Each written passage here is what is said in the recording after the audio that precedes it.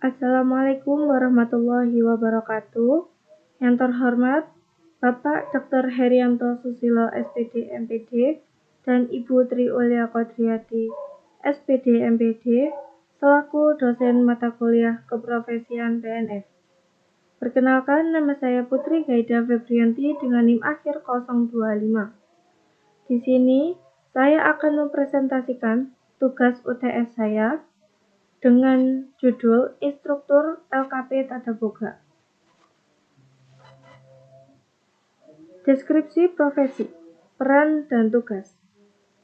Instruktur LKP Tata Boga adalah tenaga pendidik dalam pendidikan non-formal yang bertanggung jawab mengajarkan keterampilan memasak, manajemen kuliner, serta keamanan pangan kepada peserta didik. Tugas utama profesi ini meliputi yang pertama, menyusun kurikulum dan materi ajar sesuai dengan tren kuliner dan kebutuhan industri. Yang kedua, mengajarkan teknik memasak, pengolahan bahan makanan, serta cara menyajikan hidangan dengan estetika dan cita rasa yang tinggi. Yang ketiga, memberikan bimbingan dalam kewirausahaan kuliner agar peserta didik dapat membuka usaha sendiri. Yang keempat, menyediakan pelatihan tentang kebersihan dan keamanan pangan agar peserta memahami standar kesehatan dan higienitas dalam memasak. Yang kelima, menganalisis tren kuliner dan menyusun strategi pembelajaran yang relevan dengan perkembangan zaman. Selanjutnya ada tantangan dan peluang di masa depan. Tantangan yang pertama, ada persaingan industri kuliner yang semakin ketat, terutama dengan kemunculan tren makanan baru dan inovasi kuliner. Yang kedua, adaptasi terhadap teknologi digital dalam pembelajaran, seperti penggunaan media digital dalam penyampaian materi. Yang ketiga, keterbatasan fasilitas dan bahan ajar di beberapa LKP yang menghambat efektivitas pengajaran. Yang keempat, rendahnya kesadaran masyarakat terhadap pentingnya pendidikan non-formal dalam bidang tata boga. Lalu ada peluang.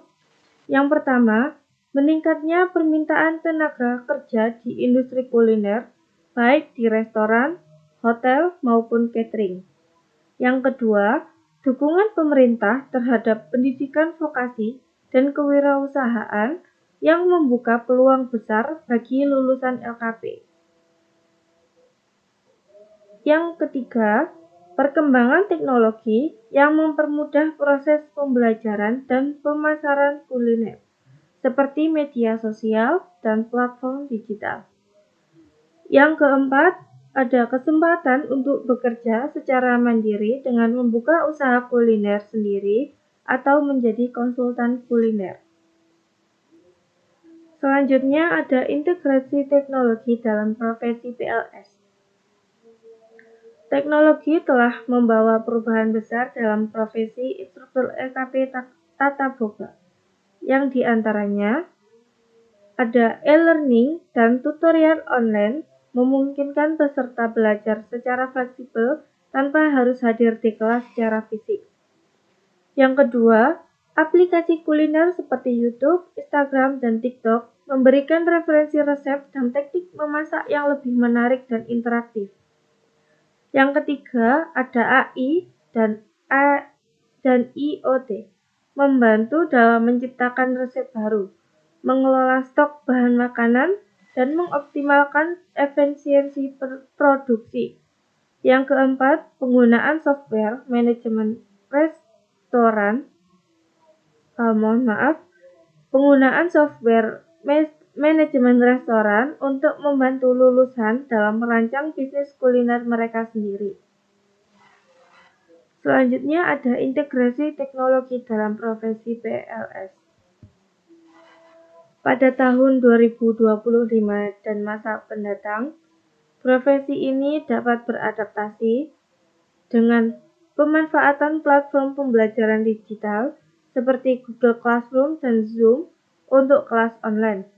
Yang kedua, penggunaan VR dan AR dalam simulasi memasak yang memungkinkan peserta berlatih tanpa perlu bahan makanan secara fisik. Yang ketiga, menerapkan digital marketing dan e-commerce agar peserta didik dapat memasarkan produk kuliner secara lebih luas.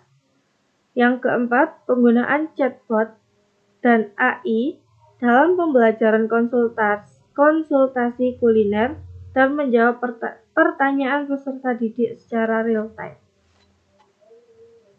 Selanjutnya ada tinjauan terhadap kebijakan dan isu sosial. Kebijakan yang mempengaruhi profesi ini, yang pertama, standarisasi LKP oleh Kemendikbudristek yang bertujuan meningkatkan mutu pendidikan non-formal agar setara dengan pendidikan formal. Yang kedua, regulasi keamanan pangan yang mengharuskan peserta memahami standar kesehatan makanan dalam industri kuliner. Yang ketiga, dukungan program vokasi dan kewirausahaan yang memberikan bantuan modal serta pelatihan bagi lulusan LKP untuk memulai usaha sendiri. Yang keempat, program sertifikasi keamanan yang meningkatkan daya saing lulusan LKP di dunia kerja. Selanjutnya ada kontribusi profesi dalam menyelesaikan isu sosial. Yang pertama, membantu mengurangi pengangguran dan memberikan keterampilan praktis yang dapat langsung digunakan di dunia kerja. Yang kedua, meningkatkan pemberdayaan ekonomi masyarakat, terutama bagi ibu rumah tangga dan pemuda atau pemudi yang ingin berwirausaha. Yang ketiga, meningkatkan kesadaran tentang gizi dan keamanan pangan sehingga masyarakat lebih memahami pola makanan yang sehat. Yang keempat, mendorong inklusivitas dalam pendidikan dengan memberikan kesempatan belajar bagi mereka yang tidak dapat mengakses pendidikan formal. Selanjutnya ada keterampilan yang dibutuhkan di masa depan. Untuk sukses dalam profesi ini, seorang instruktur LKP Tadaboga harus memiliki keterampilan sebagai berikut. Yang pertama, keahlian memasak dan inovasi resep agar dapat menciptakan hidangan yang sesuai dengan tren kuliner modern. Yang kedua, pemanfaatan teknologi digital untuk mengelola kelas online dan pemasaran produk kuliner. Yang ketiga, kepemimpinan dan komunikasi agar dapat membimbing peserta didik dengan baik. Yang keempat, manajemen bisnis kuliner agar dapat mengajarkan